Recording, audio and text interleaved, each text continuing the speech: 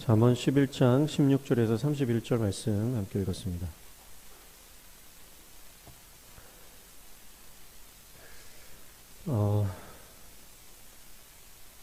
오후 예배 잘 나오셨습니다. 네, 축복합니다. 옆에 있는 분하고 한번 인사하실까요? 사랑합니다. 축복합니다.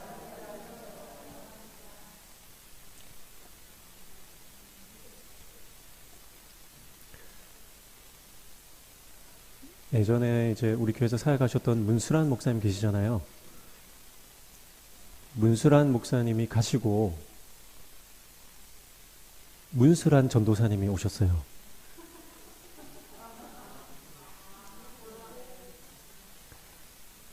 이해를 잘 못하시는 것 같은데, 문수란 목사님이 가시고 김문수란 전도사님이 오셨어요.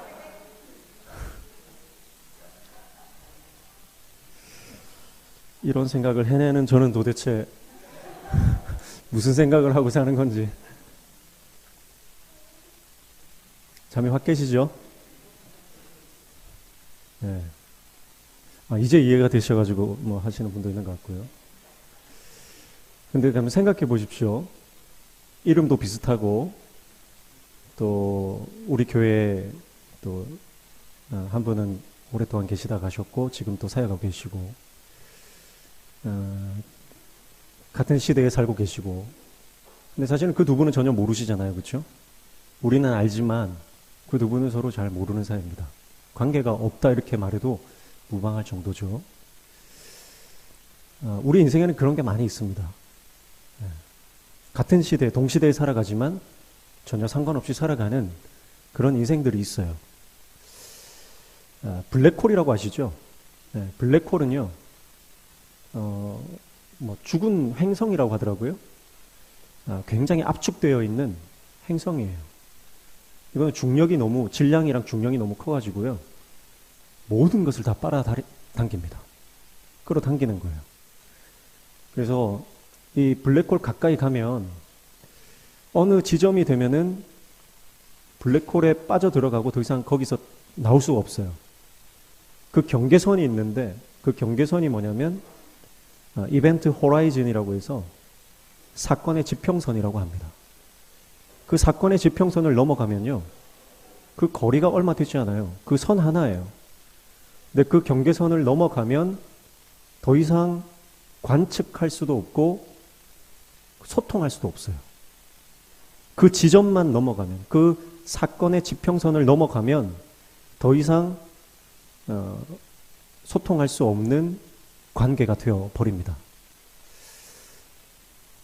그래서 저는 우리 인생에도 그런 사건의 지평성이 있다고 생각을 합니다. 같은 공간에 있지만 소통되지 않는다면, 같은 공간 안에서 우리가 살아가고 같은 시대를 살아가지만 관계없이 살아가는 인생이 될 수도 있다는 거예요. 그래서 저는 오늘 저와 여러분이 여기 예배하러 나오신 모든 성도님들이 하나님께로 더 가까이 다가가기를 축복합니다. 하나님의 사건의 지평선 너머에 있지 않기를 축복합니다. 하나님의 사건의 지평선 그 안으로 들어가시기를 축복합니다. 교회를 다녀도 하나님과 관계없는 삶을 살아가는 사람이 있고요. 평생을 신앙생활에도 예수님이 누군지 모르고 살아가는 사람도 있습니다. 마치 그 사건의 지평선 너머에서 관측할 수도 없고 소통할 수도 없는 그런 어떤 그 평행선을 달리는 그런 삶을 살아갈 수도 있다라고 하는 것이, 어쩌면 저는 그 문수라고 하는 이 두 단어를 생각하다가 좀 생각이 났습니다. 오늘 저와 여러분이 하나님의 말씀 안으로 쏙 빨려 들어가시기를 축복합니다. 16절 보시면요, 유덕한 여자는 존영을 얻고 근면한 남자는 재물을 얻느니라, 그렇게 말했어요. 유덕한 여자, 유덕하다는 것은 친절하다, 매력적이다, 자비롭다, 이런 뜻이에요. 유덕한 여자는 영광을 붙들어요. 그런데 근면한 남자는 재물을 얻는다, 이렇게 말했어요. 이건 잘못된 해석이에요. 긍정을 말하고 부정을 말해야 되는데 이 원어에는 긍정을 말하고 부정을 말하는 거예요. 그런데 여기서는 긍정과 긍정처럼 보이잖아요. 그러니까 여기에서 근면한 남자는 재물을 얻는다라고 하는 것은 정확하게 해석하면 폭력적인 남자는 재물에 집착한다 이런 뜻이에요. 네. 자, 그러니까 재물에 대한 욕망에 대한 얘기를 하는 겁니다. 자, 우리가 9장까지 서론이라고 했고 10장부터 본론이라고 했잖아요. 본론이라고 해서 뭐 중심 주제라는 뜻이 아니고 본론은 1장부터 9장까지 말했던 지혜의 근원, 지혜의 근본, 하나님 경외하는 것, 그것으로 우리의 삶에 어떻게 어떤 부분에 어떤 영역에 적용하면서 어떤 모습으로 살 것인가 하는 것을 말하는 거예요. 자, 여기서 16절에서 말하는 것은 재물에 대한 욕심을 말하는 겁니다. 자, 그러니까 지혜로운 사람, 유덕한 여자, 이거는 이제 지혜를 붙드는 사람의 대명사로 볼 수 있어요. 친절하고 매력적이고 자비로운데 그 근원이 하나님의 지혜죠. 네. 그래서 지혜로운 사람은 뭘 붙들어요? 돈보다 명예, 영광을 붙든다 이 말이에요. 그러나 지혜가 없는 이 폭력적인 남자는 재물에 대한 욕망이 너무 엄청나서 재물에 집착하고 돈을 쫓아 살아간다 이 말이죠. 어떤 영화에서 그런 말을 하더라고요. 우리가 돈이 없지 가오가 없냐. 네. 그런 말 많이 하잖아요. 우리가 돈이 없지 가오가 없냐. 여러분, 사실 우리가 돈 때문에 뭐 비굴하게 사는 경우가 많이 있어요. 네. 그러나 돈에 집착하지 않는 인생이 되기를 축복합니다. 돈이 없으면 불편한 건 맞습니다. 돈이 없으면 불편해요. 그러나 돈이 많다고 해서요, 그 사람이 잘 사느냐 그것도 아니에요. 돈이 많으면 좀 편하긴 하죠. 그러나 돈이 영광을 가져다 주지는 않습니다. 오히려 돈이 많으면 결국은 그 끝이 별로 좋지 않은 경우가 많이 있습니다. 돈에 집착하면, 돈 때문에 비굴해지면 영광을 얻지 못하는 것입니다. 지금 뉴스에서 연일 보도하는 게 뭡니까? 뭐 이 주가 조작을 했는데 거기에 뭐 유명 연예인이 연루가 되고 뭐 다 피해자라고 하는데 뭐 하여튼 다 피해자래요. 뭐 이득 본 사람이 누구냐? 다 피해자라 그러고요. 결국은 인간의 욕심 아닙니까? 조금 더 욕심 부리고 자기가 살아가는 것, 지금 그 주가 조작에 연루된 사람들은요, 재산이 최소 수십억에서 수백억 이상을 가진 사람들이에요. 그런데 그 사람들이 좀 더 가지고 자기가 가진 돈으로 좀 더 많이 이 불로소득을 얻고자 함이죠. 그 재물에 대한 집착, 재물에 대한 욕심이 결국은 그들의 굉장히 큰 그 어려움으로 치달아 가는 것을 보게 되는 것입니다. 왜 저렇게 욕심을 부릴까? 왜 저렇게 욕심을 부릴까? 그게 왜 그러냐면요, 결국은 돈이 많든 적든 돈에 대한 어떤 태도를 살아가느냐가 그 사람을 결정하는 겁니다. 그러니까 지금 우리가 돈이 좀 없어도요, 돈에 대한 어떤 태도를 가지고 사느냐가 우리를 거룩한 부자로 만들 수도 있고요, 우리를 이 졸부로 만들 수도 있다는 거죠. 졸부라고 하는 건 결국은 망하는 거예요. 그래서 오늘 이 16절에 존영을 얻는다, 영광을 추구하는 인생이 되라, 그 말씀을 하고 있는 거예요. 하나님의 영광을 위해서 살아가는 하나님의 거룩한 종 되시기를 축복합니다. 그래서 돈에 너무 집착하지 마시고요. 그래서 돈을 빌린 사람은요, 두 발 뻗고 잘 수 있어도 빌려준 사람은 두 발 뻗고 못 자요. 그러니까 돈이 있는 사람은 자기한테 돈이 있으니까 배째라 할 수 있거든요. 그러니까 지금 내가 좀 못 먹더라도, 지금 내가 좀 조금 구차하게 산다 할지라도요, 다른 사람에게 사랑의 빚 외에는 지지 마십시오. 그래서 돈을 추구하지 말고, 돈에 집착하지 말고 하나님의 영광을 추구할 때, 지금 내가 조금 어려워도, 지금 내가 좀 빈궁하게 살아도 하나님의 영광이 되느냐 안 되느냐, 그거를 따주셔야 돼요.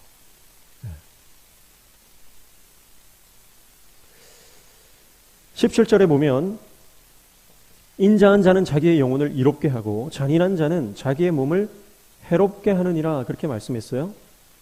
자, 여기에서 이롭게 한다라고 하는 것은요, 정확하게 해석하면 가말, 단념시킨다 이 말이에요. 단념시킨다, 근절한다, 절제하고 제어하는 걸 뜻하는 거예요. 자, 그러니까 무슨 말입니까? 자기 안에 있는 재물에 대한 욕망이 있잖아요. 그것을 근절하는 사람, 단념시키는 사람, 재물에 대한 욕망을 끊어내는 그 사람이 결국은 그 영혼을 이롭게 한다는 거예요. 그러나 반대로 잔인한 자, 폭력적이고 돈을 위해서 물불을 가리지 않는 그런 사람이에요. 요즘에는 자해공갈단도 많죠. 그리고 돈 때문에 살인도 하거든요.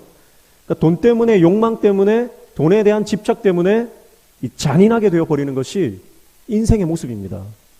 그래서 여러분, 이 조그만 돈에 대한 집착부터 우리가 버리지 못하면 결국은 큰 욕망이 나를 사로잡아서 거기에 빠져서 내가 잔인한 폭력적인 인생이 될 수밖에 없다는 거예요.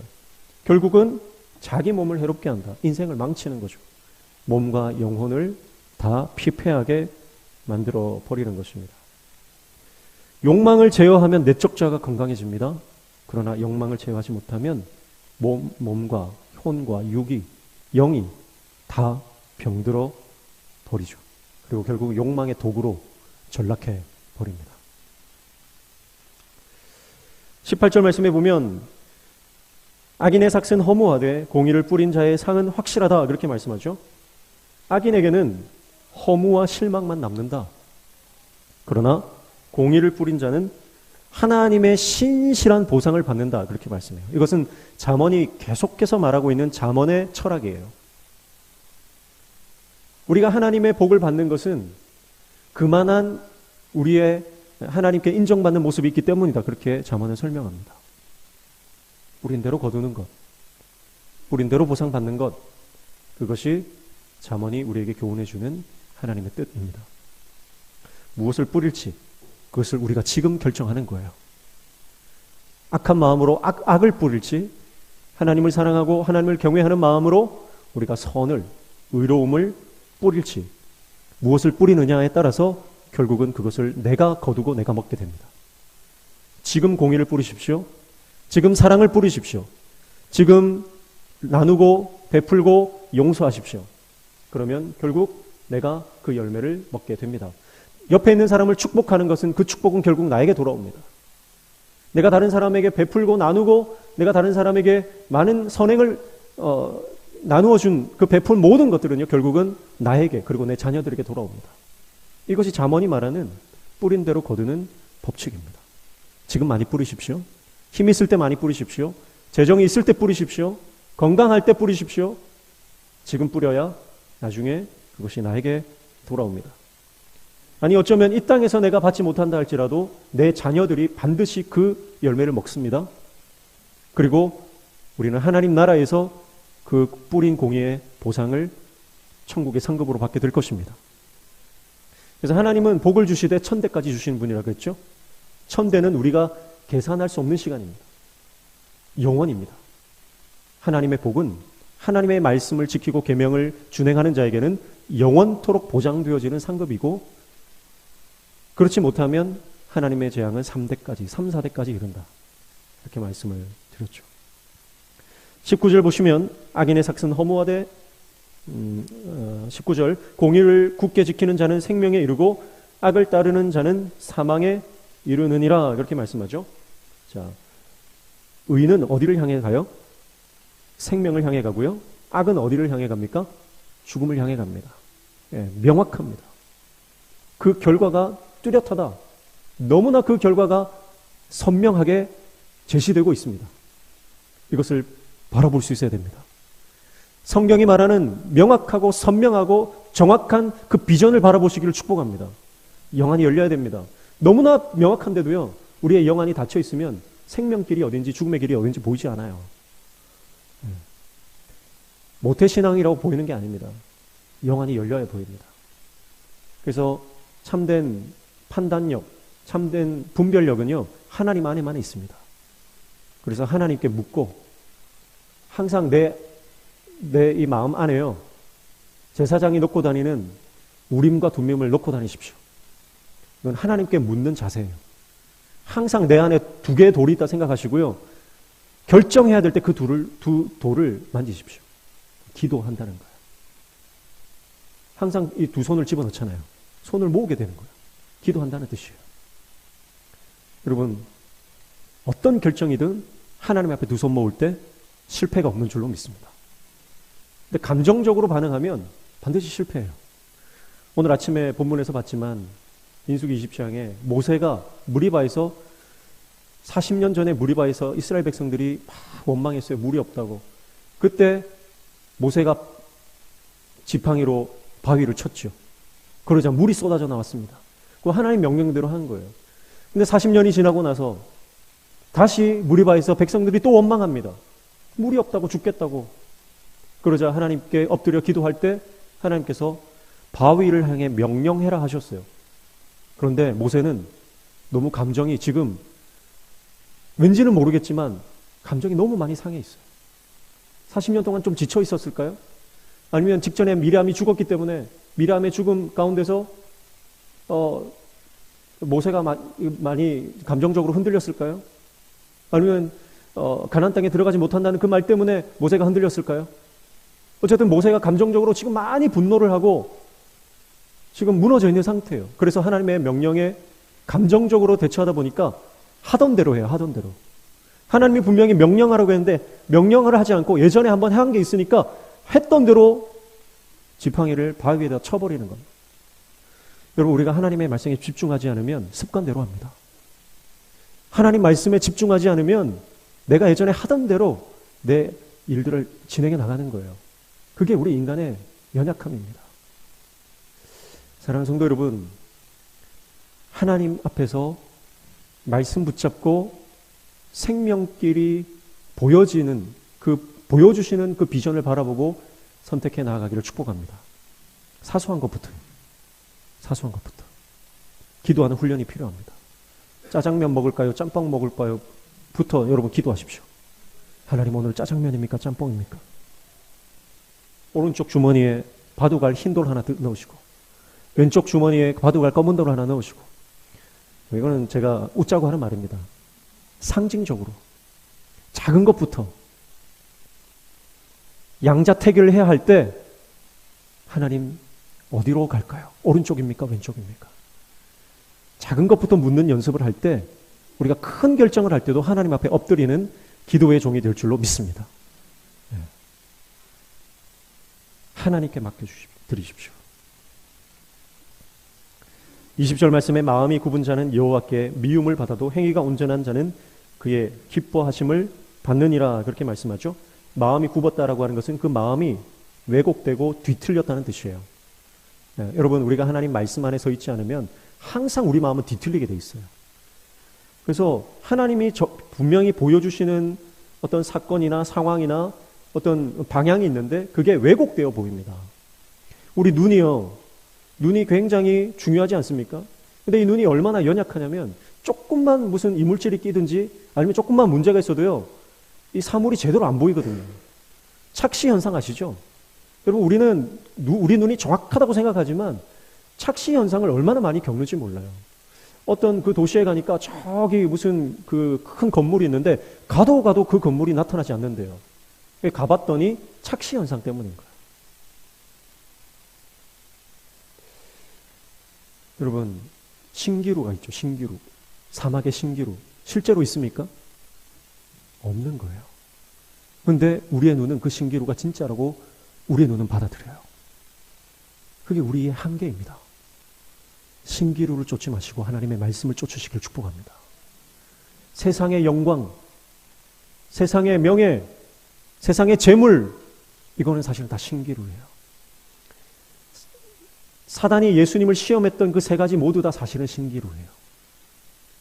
그럴듯하고 가지면 행복해질 것 같은, 하지만 가짜인 신기루입니다. 예수님은 그것을 정확하게 간파하십니다. 왜냐하면 예수님 마음에 말씀이 있었기 때문이에요. 여러분, 오늘 저와 여러분의 심령 가운데 하나님의 말씀으로 충만할 때 세상에 헛되고 헛된 것들이 그 진정한 모습이 보여지게 될 줄로 믿습니다. 그리고 그 모든 신기루가 거쳐지고 하나님께서 정말 값지다고 말씀하시고 하나님께서 정말 가치 있다고 말씀하시는 그 진짜 의미, 진짜 가치, 진짜 하나님의 사명, 비전이 우리 시야에 선명하게 들어오기 시작하는 거예요.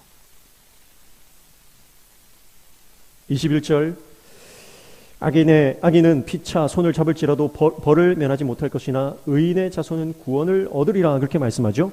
자, 악인들은 피차 손을 잡는다. 네.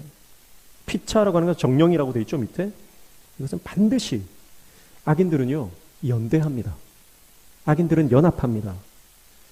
그러나 아무리 악인들끼리 손을 잡고 연대하고 뭉친다 해도요 악인은 악인이에요. 악인들이 다수가 되고 미얀마 같은 데는 지금 군부 정권이 그 나라를 완전히 군사력으로 장악을 했죠. 무력으로 장악을 했죠. 그 나라를 통치하는 것이 무력이라 할지라도 악은 여전히 악이에요. 왜냐하면 하나님이 악이라고 규정하시면 악인 거예요. 그들이 아무리 우리가 정의다 이렇게 얘기해도요 그들은 정의가 될 수 없습니다. 러시아나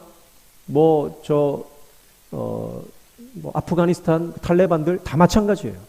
무력으로 잘못된 방법으로 국민들의 어떤 그 생명을 목숨을 담보로 자신들의 권력을 쟁취하고 부와 권세를 쥐는 모든 시도들은요 하나님 보실 때 악이에요. 아무리 그들이 권력이 크고 세력이 크고 많이 모였다 해도요,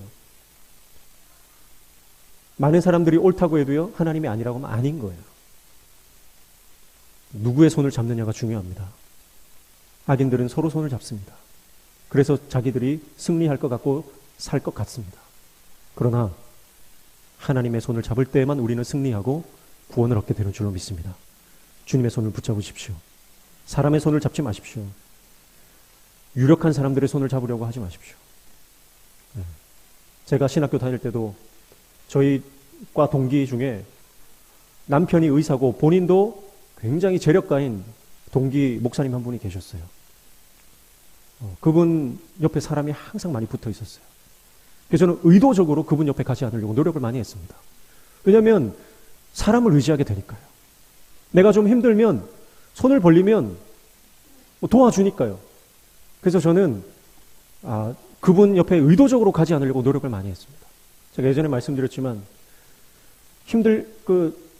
전도사들은 부교역자들은요 힘들잖아요. 사례비가 적고 여러 가지가 많이 공부도 해야 되고 아직 이 자리를 잡지 않았기 때문에 공부하면서 사역하면서 애 키우면서 저 자식 먹이 살려는 게 쉽지가 않다고요.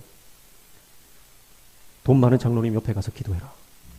하나님 기저귀가 없어요. 기저귀가 없어요. 울면서 기도하면 장로님이 기저귀 박스로 보내줄 거다. 제 마음에 그런 마음이 드는 거예요. 실제로 그런 마음이 듭니다. 제가 좀 목사가 되고 좀 경력이 좀 쌓이면 그런 마음이 없어질 줄 알았어요. 근데 그런 마음이 여전히 제 마음에 있더라고요. 코로나가 터지면서 이제 교회는 나가야 되고 어디로 가야 될지 모르는 그런 상황에서 하나님을 붙들어야 되는데 생각나는 게 저 장로님이면 나 개척시켜주지 않을까? 저 권사님한테 가면 뭔가 길을 열어주지 않을까? 그런 생각들이요 끊임없이 올라오는 거예요.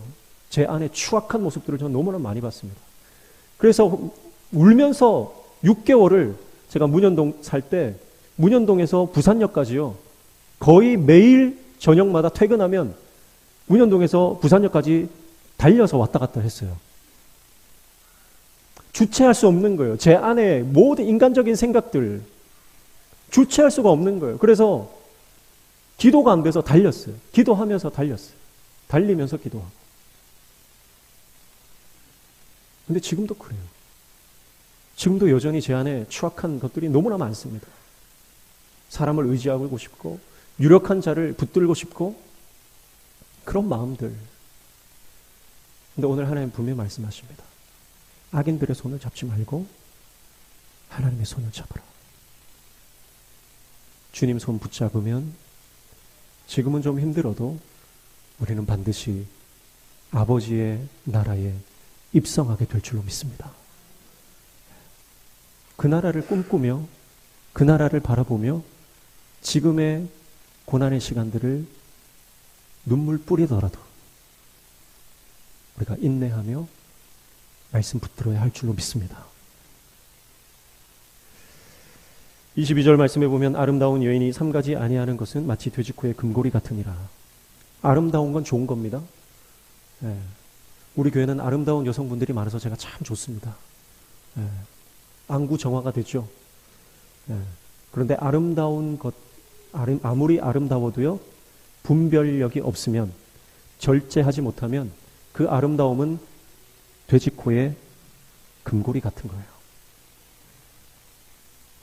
외모의 아름다움보다 더 중요한 것은 우리 내면의 아름다움입니다. 소망이 되시죠? 예, 소망이 안 되시는 것 같은데. 23절 의인의 소원은 오직 선하나 악인의 소망은 진노를 이루느니라 그렇게 말씀합니다. 악인들의 선하지 않은 소망은 분노라는 결과로 끝납니다. 이렇게 말씀합니다. 그래서 악인들은 끊임없이 분노합니다. 예. 일이 잘 돼도 분노하고요. 일이 안 돼도 분노하고요. 항상 분노해요. 항상 화가 차 있어요.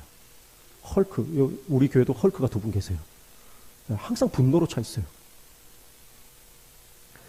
24절 흩어 구제하여도 더욱 부하게 되는 일이 있나니 과도히 아껴도 가난하게 될 뿐이라 그렇게 말씀합니다. 여러분도 굉장히 잘 아는 그런 구절이죠. 그리고 우리가 사랑하는 구절이고요. 굉장히 우리에게 큰 인사이트, 도전을, 통찰력을 주는 그런 구절입니다. 그런데 오늘 이 본문에 구제라고 하는 단어가 등장하는데요. 25절에도 보면 구제를 좋아하는 자는 이렇게 말하는데 구제라고 하는 단어는 등장하지 않습니다. 원문에는요. 문자적으로는 이렇게 해석하면 돼요. 흩어버리지만 계속 증가되는 사람이 있고 올바름을 유보하는 사람은 궁핍이 있다. 이런 뜻이에요. 자, 그러니까 다시 말씀드리면 흩어버리지만 계속 증가되는 사람이 있다. 그러니까 흩어버리는 게 뭘까? 의역을 하다 보니까 구제구나. 나누어주고 베푸는 거구나. 그 구제라고 한 거예요. 뭐 구제라는 단어를 써도 상관없는 거죠. 자, 흩어버려도 계속 부하게 되거든. 증가되는 사람이 있다는 겁니다. 무슨 말이냐면 이게 하나님의 영적 원리인데 여러분 우리가 가지고 있는 것을 나누고 베풀면 반드시 돌아온다는 것이고 돌아올 뿐만 아니라 더 많이 베풀 수 있도록 하나님 더 채워주신다는 뜻이에요. 이게 영적 원리고 하나님의 부의 원리입니다. 그런데 반대로요. 과도히 아껴도 가난하게 된다. 이 과도히 아끼다는 건 방금 말씀드렸지만 올바름을 유보한다는 뜻이에요. 과도히 아낀다는 문자적인 뜻은 올바름을 유보한다는 뜻이에요. 그 결과가 뭐예요? 궁핍이다 이 뜻이에요. 올바름이 뭘까요? 앞에서 말한 거예요. 흩는 거예요. 나누는 거, 베푸는 거 이게 올바름이에요. 이게 의예요. 그런데 유보한다는 거예요. 아낀다는 거, 유보한다는 거예요. 나중에 도와야지. 내가 좀 더 성공하면 그때 베풀어야지. 그걸 유보하는 거라 그러잖아요. 지금 말고 나중에. 그러니까 나는 그게 올바르지 않다고 생각을 못해요. 왜냐하면 나중에 할 거니까. 내가 언젠가는 도울 거니까. 지금 저 힘든 사람들 내가 지금은 아니지만 언젠간 도울 거야. 그거 하나님 앞에서 의가 아니라는 거예요. 지금 10원짜리 하나라도 돕는 게 그게 의예요. 콩 한 쪽이라도 나누는 거 그게 의예요. 그게 하나님 기뻐하시는 의예요. 내가 지금 월급 100만 원인데 내가 200만 원 되면 그때부터 선교해야지. 그거 하나님 볼 때 올바르지 않다는 거예요. 여러분 이 말씀 굉장히 중요한 말씀입니다. 우리 교회도 마찬가지입니다. 우리 교회가 재정이 지금 2억 조금 넘습니다. 우리 교회 재정이 한 4억 되면 그때 교육부서도 풍성하게 돕고 재정 지원 빵빵하게 하고 선교도 더 많이 하고 그렇게 하면 하나님 볼 때 결과가 뭐라고요? 재정이 더 쪼그라든다. 그 말이에요. 지금 우리는 제가 볼 때는 우리 교회가 최선을 다해서 잘하고 있습니다. 우리 장로님들이 그리고 우리 재직회원들이 정말 어떻게 하면 조금이라도 더 선한 일에 쓸 것인가 고민하십니다. 너무 잘하고 있어요. 하나님께서 더 풍성히 채워주실 줄로 믿습니다. 우리 가정에도 마찬가지예요. 유보하지 마십시오. 미루지 마십시오. 지금 해야 될 선한 일이 보이면 그때 하는 거예요. 액수가 중요한 거 아닙니다. 규모가 중요한 거 아닙니다. 작은 거예요. 1,000원짜리 한 장이라도 하나님의 나라를 위해서 쓸 때 하나님은 더 큰 것을 섬길 수 있도록 부어주시는 거예요. 25절, 구제를 좋아하는 자는 풍족해질 것이요 남을 윤택하게 하는 자는 자기도 윤택하여지리라. 똑같은 말씀이죠. 여기서 윤택하게 한다라고 하는 것은요, 누군가를 채워주는데 완전히 채워주는 걸 말해요. 그러니까 이거는 물질적인 것만을 말하는 게 아니에요. 그의 정서, 그의 어떤 그 육체적인 것, 필요한 모든 물질적인 것, 정서적인 것, 감정적인 것, 영적인 것, 모든 것을 포함합니다. 완전히 채워주는 삶. 그 사람은 하나님께서 채워주신다.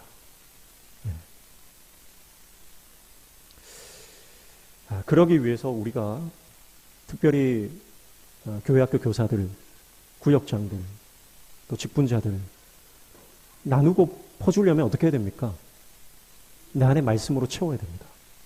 성령으로 충만해야 됩니다. 그러지 않으면 내 안에 지금 말씀이 없는데 어떻게 퍼주겠습니까? 남을 윤택하게 하는 것 중에 가장 중요한 것은 바로 그를 영적으로 윤택하게 해주는 거예요. 그래서 내 안에 말씀이 있으면 정말 주머니를 다 털었는데도요, 100원짜리 한 장 하나 안 나온다고 할 수도 있거든요. 그런 경우에는 그를 위해서 축복하고 기도해 주는 거예요. 사실 뭐 우리 교회에도 뭐 노숙자들도 찾아오고 여러 찾아오지만 제가 그분들을 뭐 다 도울 수는 없거든요. 그러나 그분을 위해서 기도해 줄 수는 있잖아요. 그분을 위해서 축복해 줄 수는 있잖아요. 내 안에 말씀이 있으면, 내가 성령으로 충만하면 보이는 거예요. 그의 부족함이 뭔지, 지금 그가 진짜 필요한 게 뭔지. 사실 뭐 10,000원만 달래서 10,000원 주면 술 사 먹을 게 사실 뻔한 거예요.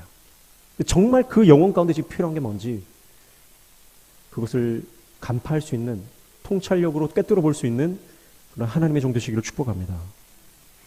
26절, 곡식을 내놓지 아니하는 자는 백성에게 저주를 받을 것이나 파는 자는 그의 머리에 복이 임하리라. 그렇게 말씀하죠. 곡식을 내놓지 않는다는 것은 매점매석하는 걸 말해요. 더 많은 이윤을 남기고 내가 더 독식해서 더 많이 내가 얻어내려고 하는 그런 완악한 마음, 그런 마음이죠. 하나님은 그에게 저주를 내리신다는 것. 그러나 파는 자, 자기가 가지고 있는 것을 필요한 자들에게 내어주는 삶이죠. 그들에게는 복이 임한다 라고 하는 것이고요. 27절, 선을 간절히 구하는 자는 은총을 얻으려니와 악을 더듬어 찾는 자에게는 악이 임하리라. 그렇게 말씀하죠.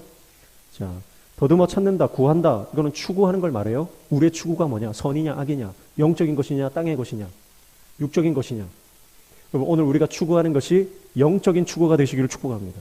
말씀을 추구하고 기도를 추구하고 선을 추구하고 하나님께서 원하시는 것을, 의로운 것을 추구하는 하나님의 종 되시기를 축복합니다. 이 땅의 것, 육적인 것을 찾으려고 너무 혈안이 되어서 거기에 목매지 마십시오.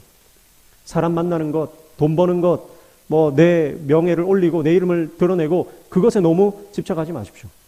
우리가 추구하는 것은 하나님 나라의 것이 되어야 됩니다. 28절에 자기의 재물을 의지하는 자는 패망하려니와 의인은 푸른 잎사귀 같아서 번성하리라. 그렇게 말씀하죠. 재물을 의지한다라고 하는 것은 재물을 너무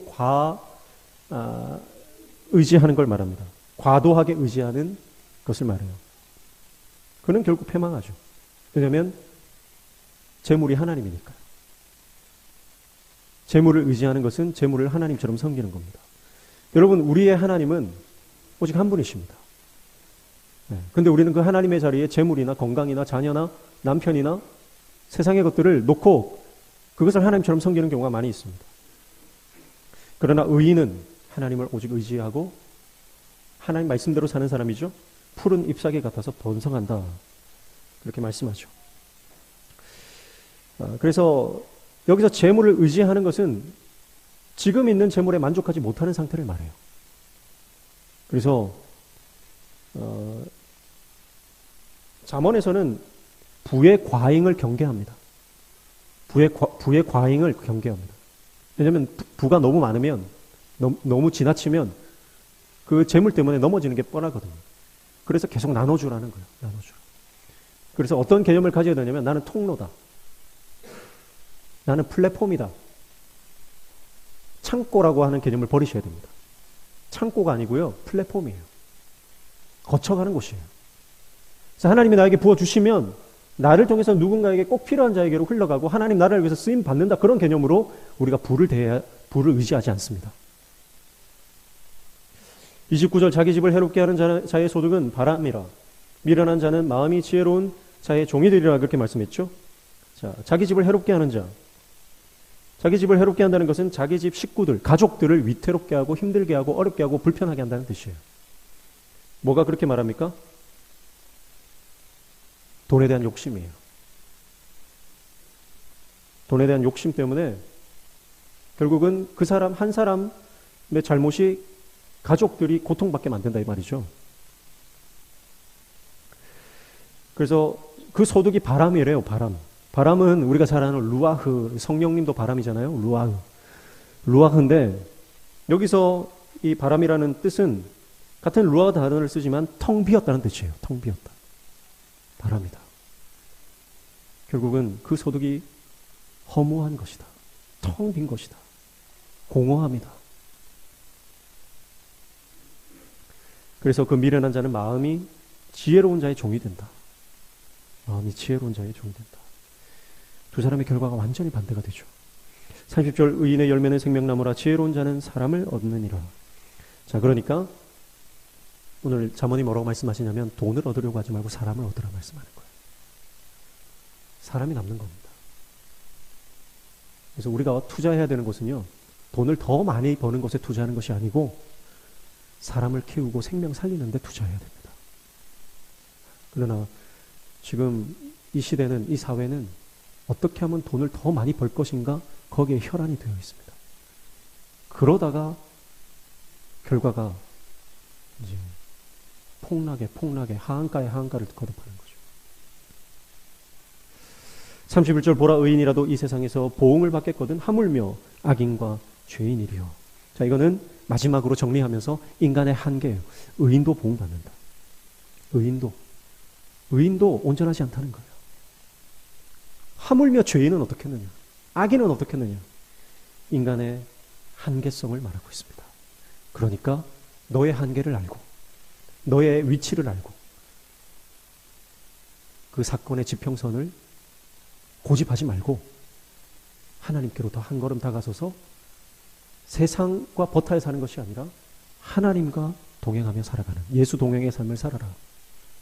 지혜를 붙들어라. 말씀을 붙들어라. 그때 우리는 돈을 얻는 인생이 아니라 사람을 얻는 인생이 된다. 생명을 얻는 인생이 된다. 자녀들도 돈으로 키울 수 없어요. 자녀들도 결국은 하나님 말씀으로 키워야 됩니다. 오늘 저와 여러분이 말씀 붙들고 말씀으로 승리하는 하나님의 종 다 되시기를 주님의 이름으로 축복합니다.